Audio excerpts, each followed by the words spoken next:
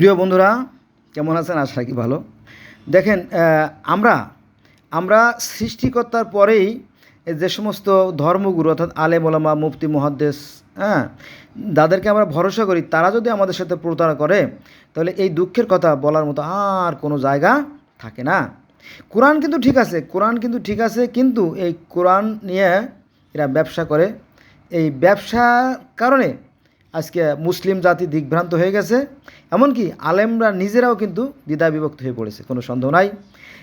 আমি আমার নিজ থেকে কোনো কথাই বলবো না, কোরআন থেকে স্পষ্ট দলিল সহ আপনাদের কাছে প্রমাণ করব যে কোরআনে কি আছে। দেখেন কোথায় কোথায় আলেমরা আমাদের সাথে ধোঁকা দেয়। দেখেন, এটা আছে একদম বিসমিল্লাহ, মানে একদম কোরআন শরীফের প্রথম, আপনারা জানেন তাই না, সূরা আল বাকারা। এই সূরা আল বাকারা যেমন পবিত্র কোরআন শরীফের প্রথম সূরা বাকারাই আর কি, কারণ সূরা আল ফাতিহাকে বলা হয় দোয়া, সেই হিসেবে বাকারা অর্থাৎ গরু বা গাভী। ঠিক বেদের একদম প্রথম, ঋগ্বেদের প্রথম মণ্ডলের প্রথম যে সূক্ত, আপনার 164টি সূক্ত আর কি, সেখানে সেই গরু বা গাভীর কথা বলা আছে। আমাদের কোরআন শরীফে সেই গরু গাভীর কথা বলা আছে। এবং কি বলা আছে দেখেন, দেখেন এখানে বলা হয়েছে সূরা আল বাকারার 4 নম্বর আয়াতে বলা হয়েছে যে আর আর যারা তাতে বিশ্বাস করে, কিতে বিশ্বাস করে, যা তোমার প্রতি অবতীর্ণ করা হয়েছে। আর যারা তাতে বিশ্বাস করে যা তোমার প্রতি অবতীর্ণ করা হয়েছে। তোমার প্রতি কী অবতীর্ণ করা হয়েছে? এই কোরআন শরীফ, অর্থাৎ যারা কোরআন শরীফের প্রতি বিশ্বাস করে এবং তোমার পূর্বে যা অবতীর্ণ হয়েছে। তো তোমার পূর্বে কী অবতীর্ণ হয়েছে? ওই যে তাওরাত, জব্বুর, ইনজিল, বাইবেল, বেদ, তারপরে জরথ্রুস ধর্মের যে জেন্দাবেস্তা আবেস্তা, তারপরে আপনার মিশরীয়দের যে মিশরীয় পুরাণ, গিলগামেশের মহাকাব্য, এবং গ্রিক পুরাণ এবং রোমান পুরাণ। অন্তত এই ধর্মগুলো তো আমরা পড়ে দেখতে পারি, তাই না? এখন পৃথিবী পাল্টাচ্ছে, চলুন আমরা আমাদেরকে পাল্টাই, তাহলে আমাদের কল্যাণ হবে। তাহলে আমরা আবার পড়ি আজটা। আর যারা তাতে বিশ্বাস করে যা তোমার প্রতি অবতীর্ণ করা হয়েছে, কোরআনে যারা বিশ্বাস করে এবং তোমার পূর্বে যা অবতীর্ণ করা হয়েছে। পূর্বে ওই যে বললাম যে সমস্ত কিতাবগুলো অবতীর্ণ হয়েছে। কোরআন কিন্তু বলতেছে যে পূর্ববর্তী কিতাবের প্রতি বিশ্বাস রেখো এবং সমর্থন রেখো। কোরআন বারবার বলতেছে যে তোমরা পূর্ববর্তী কিতাবের প্রতি বিশ্বাস রেখো, পূর্ববর্তী কিতাবের প্রতি সমর্থন রেখো, এবং কোরআনে যা আছে তাই আছে। এবং এমন কোনো জাতি নাই, এমন কোনো সম্প্রদায় নাই, এমন কোনো দেশ নাই যে আমি তাদের ভাষায় তাদের নিয়মে প্রতিনিধি প্রেরণ করি। কোরআন বলতেছে, কিন্তু এই কোরআন আলেমরা পড়ে তারাই আবার এর মিথ্যা বা ভুল বা বিকৃত ব্যাখ্যা করে। এটাই আছে সবচেয়ে দুঃখের বিষয়। তো আমি সেইখানে যাব না, এখানে যা আছে আমি তাই বলতেছি যে তোমার পূর্বে যা অবতীর্ণ হয়েছে, অর্থাৎ নবী মুহাম্মদ সাল্লাল্লাহু আলাইহি ওয়াসাল্লামের পূর্বে কী অবতীর্ণ হয়েছে? তাওরাত, জব্বুর, ইনজিল, বাইবেল, বেদ, ত্রিপিটক, জেন্দাবেস্তা আবেস্তা, গ্রিক পুরাণ, রোমান পুরাণ। আর যাচ্ছি না আমি, এই কটাই পড়েন, আপনি দেখবেন যে এক হুবহু মিলে আছে। 90% বা 95% মিলে যায়। আর পরকালের প্রতি যারা দৃঢ় বিশ্বাস রাখে, বোঝা গেছে? তো কোরআন কিন্তু পূর্ববর্তী যে কিতাবগুলো আছে সেই কিতাবের প্রতি বিশ্বাস রাখতে বলছে, সমর্থন রাখতে বলছে। এবং সূরা ইউনূসের যে 16 নম্বর আয়াত, সেখানে বলা হয়েছে যে যদি তোমরা কোরআন বুঝতে না পারো তাহলে পূর্ববর্তী গ্রন্থ যারা পাঠ করে, যেমন ইহুদিরা, খ্রিস্টানরা বা অন্যান্য, তাদের কাছে তোমরা যেও। বুঝছেন? যেমন নবী মুহাম্মদ সাল্লাল্লাহু আলাইহি ওয়াসাল্লামের বাপ দাদারা তারা কী ছিল? মূর্তি পূজা করতো। তো সেই হিসেবে অনেকে বলে যে নবী মুহাম্মদ সাল্লাল্লাহু আলাইহি ওয়াসাল্লামও নাকি মূর্তি পূজা করছে বা সিজদা করছে, এরকম। তো উনি 40 বছর বয়সে নবুয়তপ্রাপ্ত হন এবং বাকি যে 23 বছর ছিল তখন তিনি একেশ্বর বা নিরাকার আল্লাহ বিশ্বাস করতেন বা প্রচারণা করছেন। কিন্তু ওনার বাবারা, দাদারা, চাচারা, নানারা, খালুরা তো পুরোহিত ছিল। অতএব নবী মুহাম্মদ সাল্লাল্লাহু আলাইহি ওয়াসাল্লামের পুরোহিতের সন্তান। অতএব আসুন আমরা ধর্ম নিয়ে বাড়াবাড়ি না করি, বরং আমাদের যারা হিন্দু ভাইয়েরা আছে, যারা মূর্তি পূজা করে, তাদেরকে আমরা বুঝাই বলি, ভাই এই যে মূর্তি পূজা তো বেদেও নাই, মূর্তি পূজা তো কোরআনও নাই, তাহলে আসো আমরা এই সমস্ত বাদ দিয়ে ভাই ভাই হয়ে যাই। আমরা মিলেমিশে আমরা একই আল্লাহর আরাধনা করি। আচ্ছা, এখন মনে করেন যে কেউ যদি কথা না শোনে, যদি কেউ নিজের পাছার মধ্যে কাঁচি দিয়ে নিজে ফাড়ে, তাহলে রক্ত তারই বাড়াবে এবং ব্যথা সেই পাবে, আমাদের কোনো ক্ষতি হবে না। ঠিক আছে না? এই কথাগুলো সুন্দর করে বলতে পারলাম না, যেন দুঃখিত। হ্যাঁ, আচ্ছা এবার আসেন, এটা হচ্ছে আপনার সোলেমিয়া বুক একটা কোরআন শরীফ থেকে আমি এটা আলোচনা করলাম। এবার আমরা যাব আপনার ওই ইসলামিক ফাউন্ডেশনের, এটা হচ্ছে ইসলামিক ফাউন্ডেশনের একটা কোরআন শরীফ। আপনাদের আমি দেখাই, তো সরি, কোরআনুল কারিম, এটা ইসলামিক ফাউন্ডেশনের আর কি, যারা বোঝার তারা বুঝবেন।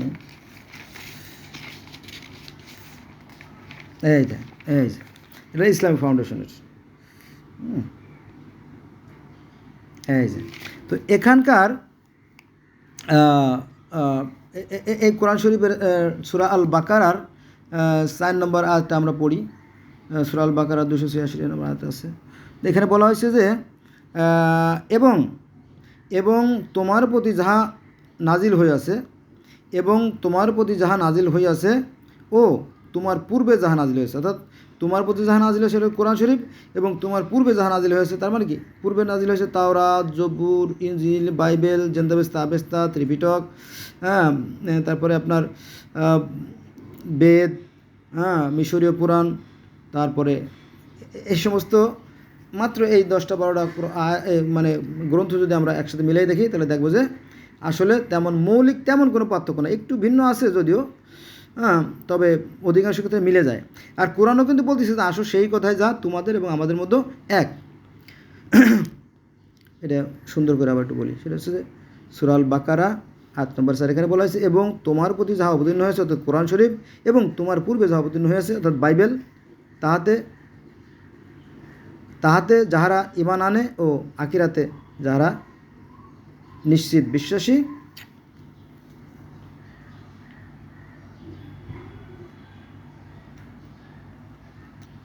কি বললাম বুঝলাম না। এবং তোমার প্রতি যাহা নাজিল হয়েছে অর্থাৎ কোরআন শরীফ, এবং তোমার প্রতি যাহা নাজিল পূর্বে যাহা নাজিল হয়েছে তাহাতে যাহারা ঈমান আনে ও আচ্ছা, মানে কোরআন শরীফের প্রতি ঈমান আনতে বলছে, এবং পূর্বে যাহা নাজিল হয়েছে তাহাতেও ঈমান আনে, হ্যাঁ, কোরআনও ঈমান আনে আর অন্য অন্য গ্রন্থেও ঈমান আনে ও আখিরাতে যাহারা বিশ্বাসী আর কি।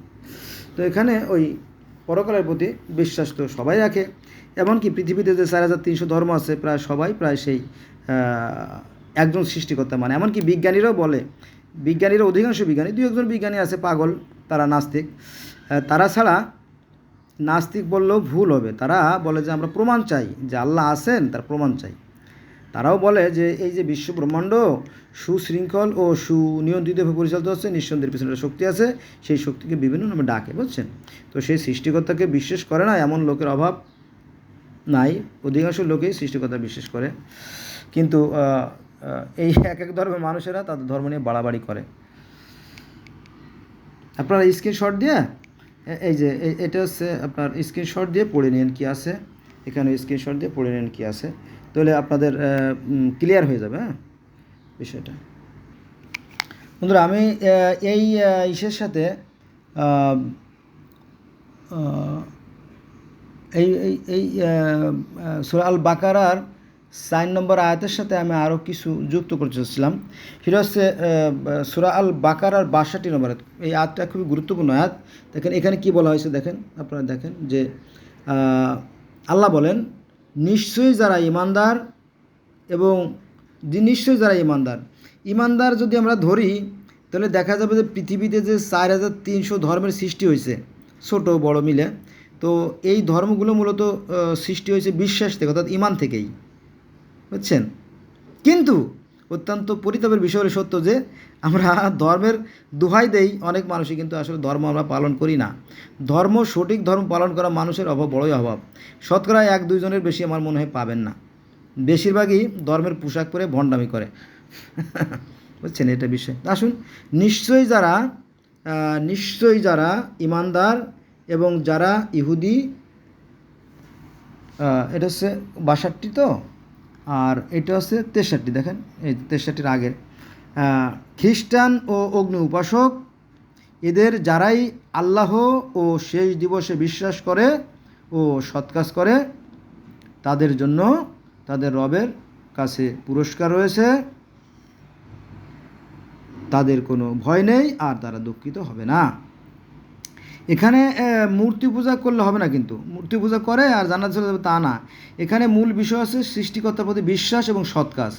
সৎ কাজটাই মূলত মেইন সাবজেক্ট।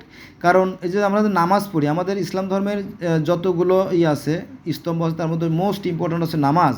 আর এই নামাজ মূলত সৎ কাজের নির্দেশ দেয়। এই দেখেন সৎ কাজের নির্দেশ দেয়। বলা হয়েছে ইন্না সালাতা, নিশ্চয়ই নামাজ, ইন্না সালাত তানহা আনাল ফাশা, ফাশা মানে মন্দ বা খারাপ, নিশ্চয়ই বিরত রাখে মন্দ কাজ থেকে, হ্যাঁ নামাজ আর কি। আর মন্দ কাজ থেকে বিরত রাখলে মানে কি জান্নাতে যাবে। কোরআন শরীফের অন্য আয়াতে আমরা জানি যে নামাজ শব্দের অর্থ হচ্ছে স্মরণ, সংযোগ বা যোগাযোগ, অর্থাৎ হচ্ছে আল্লাহকে স্মরণ করা। এখন আল্লাহকে আপনি স্মরণ করবেন কীভাবে? দিন রাত 24 ঘন্টায় তাকে স্মরণ করতে হবে বা রাখতে হবে। আর যার মধ্যেই সত্যিকার অর্থে স্মরণ থাকে তার দ্বারা মানে অন্যায় কাজ হতে পারে না বা তার মন্দ কাজ হতে পারে না। এজন্য যারা সৎ কাজ করবে মূলত তাদের জন্যই জান্নাত। আর সৎ কাজ কারা করবে? যারা সৃষ্টিকর্তার প্রতি বিশ্বাস রাখে তারাই। এখন ওই ধর্মের পোশাক পরলে তো হবে না। আরে ধর্মের পোশাক তো নাই ওরে বাবা। কোরআন শরীফের আপনি গোটা কোরআন শরীফের এক জায়গায়ও দাড়ি, টুপি, পাগড়ি, পাঞ্জাবির কথা পাবেন না। কিন্তু আমরা দেখি যে দাড়ি টুপি না থাকলে সে মুসলমানই না, এরকম তার কথা। তাহলে আমরা এটা একটা প্রকাশনী থেকে জানলাম। আমি আবার দেখাই। এখান থেকে আমরা জানলাম যে এখানে বলা হয়েছে যে নিশ্চয়ই যারা ইমানদার এবং যারা ইহুদি, খ্রিস্টান ও অগ্নি উপাসক, এদের যারাই আল্লাহ শেষ দিবসে বিশ্বাস করে এবং সৎ কাজ করে তাদের জন্য তাদের রবের কাছে রয়েছে পুরস্কার এবং তাদের ভয় নাই, তারা দুঃখিত হবে না, তারা জান্নাতে যেতে পারবে। এখানে মূর্তি পূজা না বন্ধুরা, অনেকেই জানে না। আমাদের আলেমরা কিন্তু বেশিরভাগ ক্ষেত্রে বিকৃত করে আর কি। এই হিন্দুদের মধ্যেও নিরাকার আল্লাহ বিশ্বাস করে এই সংখ্যা বেশি। যেমন যারা ব্রাহ্ম সমাজ আর কি, মানে সেই ব্রহ্মার যারা অনুসারী ব্রাহ্ম সমাজ, তারা কিন্তু সেই নিরাকার আল্লাহ বিশ্বাস করে। এবং আপনারা যদি বেদ পড়তেন, বেদেও কিন্তু ঈশ্বর নিরাকার, জ্যোতিময়, অশরীরী এবং জন্মবিদ্রোহিত এবং এরকমটি কথা আছে। অর্থাৎ কোরআনে যা আছে বেদে কিন্তু তাই আছে। কিন্তু এই ধর্মগুরুরা ওই বদনাম করে, মিথ্যে বলে এবং বেদ তো পড়ে না আন্দাজে তারা কথা বলে। এটা খুবই গহিত কাজ, অন্যায় কাজ, পাপের কাজ। আল্লাহ আমাদের আলেম ওলামা বা আমাদের ধর্মগুরুদেরকে হিদায়াত দান করুক এবং আমাদেরকে আল্লাহ রক্ষা করুক। এটা তো দেখালাম। এই আরেকটা কোরআন শরীফ আমার সামনে আছে, দুটো আছে, আরও আছে, বহুত কোরআন শরীফ আছে আমার কাছে। তো আমি সেখানে যাব না।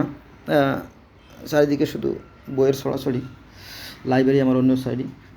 এবার আমরা ইসলামিক ফাউন্ডেশন থেকে, ইসলামিক ফাউন্ডেশনের দেখেন কুরআনুল কারীম মাজারিস সাইজ আর কি, সম্পাদক পরিষদ, ইসলামিক ফাউন্ডেশনের যে গ্রন্থ, এটা একটা নির্ভরযোগ্য কিতাব আর কি। সেখান থেকে আমি বলতেছি যে কী বলা হয়েছে দেখেন।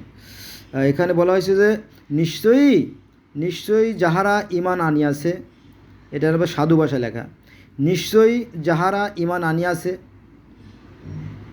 যাহারা ইয়াহুদি হইয়াছে এবং খ্রিস্টান ও সাবেই মানে কি মূর্তি পূজার আর কি, প্যাগান, যাহারাই আল্লাহ ও আখিরাতে ঈমান আনে ও সৎ কাজ করে তাদের জন্য পুরস্কার আছে, তাহাদের প্রতিপালকের নিকট তাহাদের কোনো ভয় নাই এবং তারা দুঃখিত হবে না। কিন্তু এখানে যে বিষয়টা আছে ঈমান আনে বলতে কি, আমার দাবি, যেহেতু আমি পৃথিবীর বিভিন্ন ধর্মের ছাত্র, পৃথিবীতে আমরা ছোট ছোট ধর্ম এগুলো যোগ করলে দেখা যায় যে বর্তমানে প্রায় 4300-এর মতো ধর্ম আছে। তো এই ধর্মগুলো সৃষ্টি হয়েছেই তো বিশ্বাস থেকে বা ঈমান থেকে। তাদের কি হবে সেটা আমার প্রশ্ন। এবং তারাও তো সেই সৃষ্টিকর্তাকে তাদের ভাষায় তাদের নিয়মে আরাধনা করে, তার কি হবে? এখানে একটা প্রশ্ন থেকেই যায়, বুঝছেন? তো যাই হোক, তো আমাদের নবী মুহাম্মদ সাল্লাল্লাহু আলাইহি ওয়াসাল্লাম বলছেন যে অন্যান্য যে নবী রাসূল তাদেরও উম্মত হবে এবং তাদের উম্মত হবে 72 কাতার। সেই 72 কাতার উম্মতের মধ্য থেকে মাত্র এক কাতারে থাকবে হকের পথে, তারাই শুধু জান্নাতে যাবে আর বাকিরা যাবে জাহান্নামে। আর আমার উম্মত অর্থাৎ নবী মুহাম্মদ সাল্লাল্লাহু আলাইহি ওয়াসাল্লামের উম্মত হবে 73 কাতার, তার মধ্যে এক কাতার থাকবে হকের পথে, তারাই শুধু জান্নাতে যাবে আর বাকি যাবে জাহান্নামে।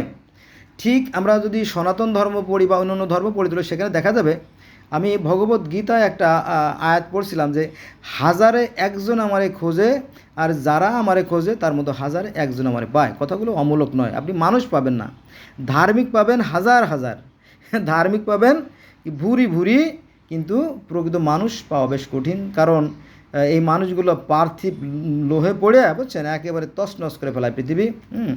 তাদেরকে আল্লাহ পাক নিশ্চয়ই ধ্বংস করে দেবেন, কোনো সন্দেহ নাই। বন্ধুরা, অন্য আয়াতগুলো নিয়ে আমি আলোচনা করতেছি না। আমার এই 2 পেজটা যদি কারো মন চায় স্ক্রিনশট দিয়ে পড়ে নিতে পারেন, আর ধাপে ধাপে আমি আপনাদেরকে এই বিষয় নিয়ে আলোচনা করব। ধন্যবাদ সবাইকে আমার ভিডিও দেখার জন্য।